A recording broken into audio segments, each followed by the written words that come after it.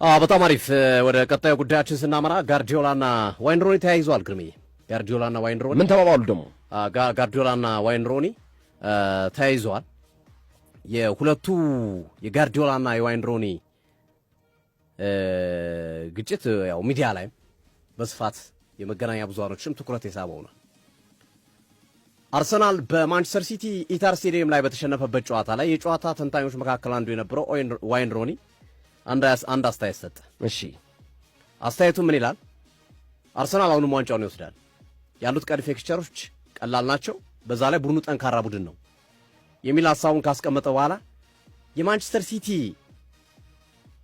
ተጫዋቾች ስነ ልቦና በፍጹም አልተመቸኝም ማለት። ምክንያቱም አርሰናልን አሸነፍን ብለው ያዙ ልቀቁ ሲሉ ነበረ። በተለይ ሃላንድ ልብሱን አውልቆ ከወገብ በላይ ሙሉ ሜዳውን ሲዞር ነበር።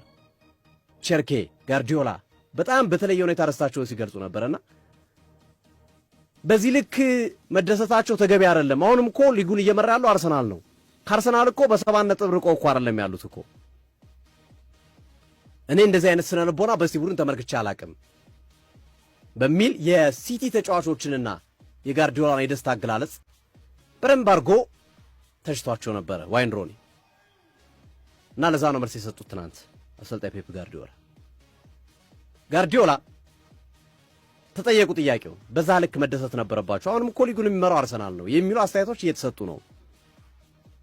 ትንሽ መርገብ የለባችሁም ወይ? ኦፍ ኮርስ አሸንፋችኋል፣ ደስታ ይኖራል። ግን በዛ ልክ ልብስ አውልቆ በቃ ልክ ዋንጫ የበላ አይነት ስሜት ውስጥ ገብቶ እንደዛ ማድረጉ አይጎዳችሁም ወይ ብሎ ጋዜጠኛው ጠየቀው።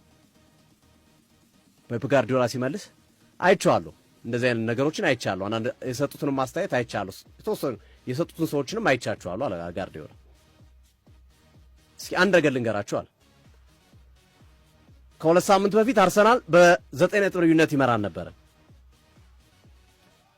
አርሰናል ነፍስ ውጭ ነፍስ ግቢ አድርጎብን ሌሎቹን ተዋቸውና ከሀቨርዝ በግንባር ገጭቶ በጎሉ አግዳሚ ወጣ የመጨረሻ ደቂቃ እንቅስቃሴ ጭምር ነፍስ ባፍ እንድትወጣ ልብን የመደገፍ ያህል ስሜት ይዞ ኳሱ እንድትመለከት ያደረገ ነው። አርቴታ መሬት ላይ የወደቀበት እኮ እና ልክ ሲያልቅ እፎይታ ነው የሰጠን ጨዋታው። እኛ ስለ ዋንጫው አይደለም ያሰብነው አሉ። እኛ ስለ እፎይታ ነው ይህንን ጨዋታው ማሸነፋችን እፎያል። ምክንያቱም በጣም ከባድ ጨዋታ ነበር። አርሰናልን አትናቁት እንጂ ነው ያለው ጋርዲዮላ። የሊጉ መሪ እኮ ነው፣ የሻምፒዮንስ ሊጉ መሪ እኮ ነው።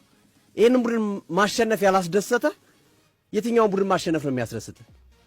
በዚህ ወቅት አርሰናል ከኛ በላይ ያለው ቡድን እኮ አርሰናል ነው።